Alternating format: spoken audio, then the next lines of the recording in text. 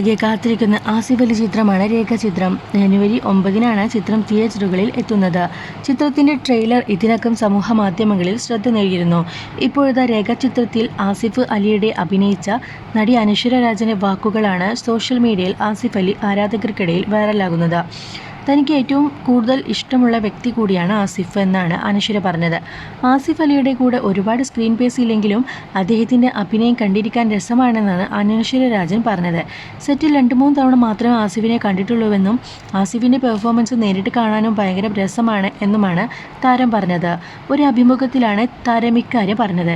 തനിക്ക് ഒരുപാട് ഇഷ്ടമായ സ്ക്രിപ്റ്റാണ് ചിത്രത്തിൻ്റേത് എന്നാണ് അനശ്വര പറഞ്ഞത്. ചിത്രീകരണ സമയത്തും ഒരുപാട് താൻ ആസ്വദിച്ചാണ് ചെയ്തിരിക്കുന്നതെന്നും താരം പറഞ്ഞു. അതേസമയം ആൻ ആൾട്ടർനേറ്റീവ് ഹിസ്റ്ററി എന്ന ടാഗ്ലൈനിൽ ആണ് ചിത്രം എത്തുന്നത്. സംവിധാനം ചെയ്യുന്നത് ജോഫിൻ ടി ചാക്കോയാണ്.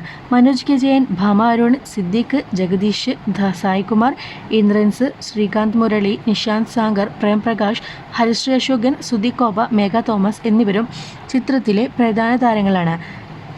രാമു സുനിൽ, ജോഫിൻ ടി ചാക്കോ എന്നിവരുടെ കഥയ്ക്ക് ജോൺ മന്ത്രിക്കൽ ആണ് തിരക്കഥ രചിച്ചിരിക്കുന്നത്. കാവ്യ ഫിലിം കമ്പനിയും ആൻഡ് മെഗാ മീഡിയയും ഒന്നിക്കുന്ന ചിത്രത്തിന്റെ നിർമ്മാണം വേണു കുന്നംപിള്ളിയാണ്.